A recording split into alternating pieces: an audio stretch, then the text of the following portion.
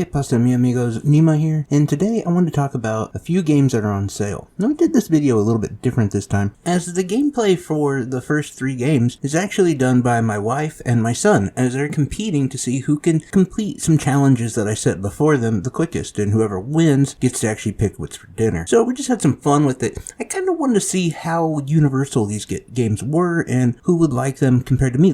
Obviously, I know what to look for, but these games were more co-op and kind of, I'm not going to say family friendly, but they leaned on that side. And so I really wanted to kind of just see how easy it is for someone to pick it up and play. Before we get into that, I do want to remind you guys to please hit that like and subscribe button. And everyone who has been subscribing and liking, I can't thank you guys enough. It means the world to me. I really appreciate it. So anyway, the first game that we started off with was Knock 'em Down Bowling. And this game is $2. And if you're one of those people who loved Wii Sports, especially Wii Sports for bowling, this game is great. The fun of it is the motion controls. Now I will say, everybody, including myself, will tell you that the actual controller controls kind of stink. But you can bypass that if you don't feel like moving around a lot. You can still just sit down and use the motion controls. But this is the game to play if you really missed the Wii bowling experience and you haven't, you just don't want to wait for the Switch bowling coming out here pretty soon, or Switch Sports, whatever the game is. And again, you don't want to pay $40 and all you want is the bowling? Well, then this is definitely the game. It's $2 right now. You can play it tonight if you want to. Now, there are multiple game modes, and of course, the all-important co-op. You can play with up to 4 people, and that's where this game lives and breathes, just like a lot of the games that we're going to talk about. And so, with that, number 2 is Planet Quiz. Now, I was not sure about this one.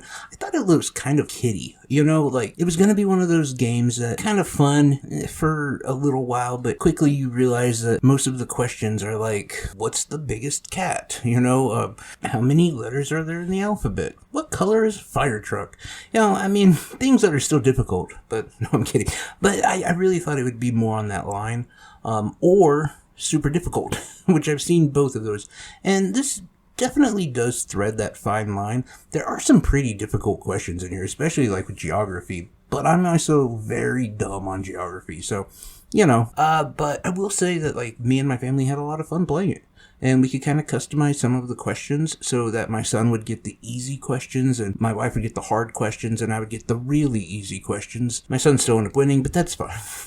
But no, I think it's just a fun family game. It's something you're not going to play it day in and day out. It's not going to be one of those games that you're going to be excited to fire up. But that's also why when it comes to these kind of games and these quiz kind of party games, when you don't have to spend very much money on it, then that's perfect. And $2 is basically perfect for that.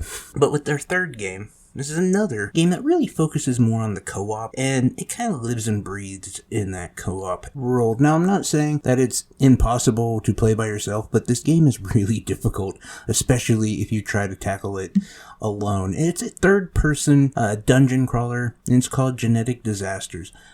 It's pretty cool. You can play as different creatures that have obviously had some sort of experiments done on them, and some of these genetic effects end up causing buffs or debuffs for enemies and give you some advantages as well. But you do have to play quite a while before you unlock a lot of them. And I'll say, I never got as far in the game until I had my wife and my son with me. Because it is that kind of game. It's more like a roguelike dungeon crawler. You're almost expected to die. Quite often. But to be honest, it was a lot of fun playing with them. And that's kind of the staple that holds this sale together is all of these are multiplayer games for the most part. And games that we enjoy to play with other people. And that's why you can spend $6. And I'm bringing this up because you can spend $6 to have a family game night and have those games for quite a long time, and they're still going to be fun for a long time. And then you can take your other money and spend it on games you want. Because let's be honest, they're not going to want a game every night. Why throw down $50-$60 on a game that you're only going to play maybe once a month? Maybe once a week if you have one of those families that hang out and do stuff together. But if you're normal, you just wasted what could be Kirby's Forgotten Land or many other games that are coming out. Now, just to give you guys the results, before I get into the last 2 games, which are not really co-op games, my wife actually beat my son. Yeah, my son, who was born with a Nintendo Switch in his hand.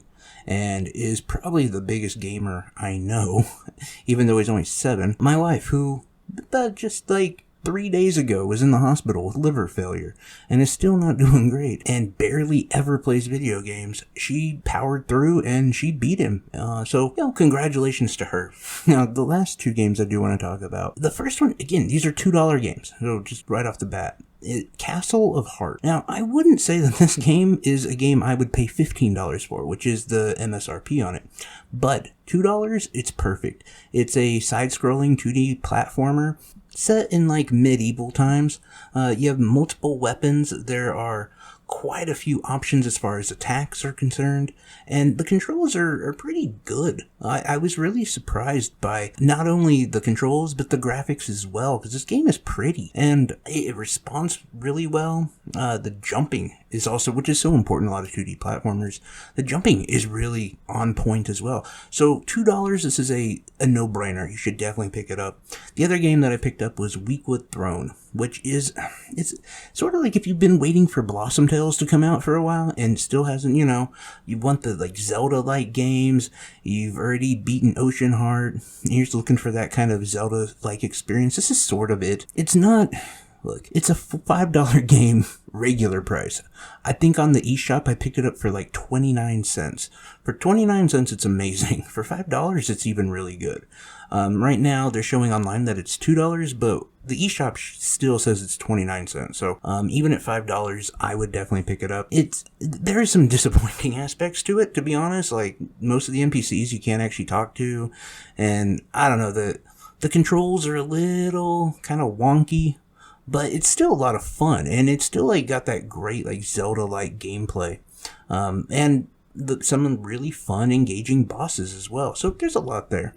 Anyway, guys, I just wanted to do this video. I kind of told you I'd be working on some sale type videos. If you like this and you like this format, I would do more of them. But just you got to hit that like and subscribe button, or comment down below and let me know. And I will do anything ranging from smaller sales like this, like the $2 limit, to $10 to $20. Got a lot to work with here. So anyway, guys, I appreciate you. Have a great day.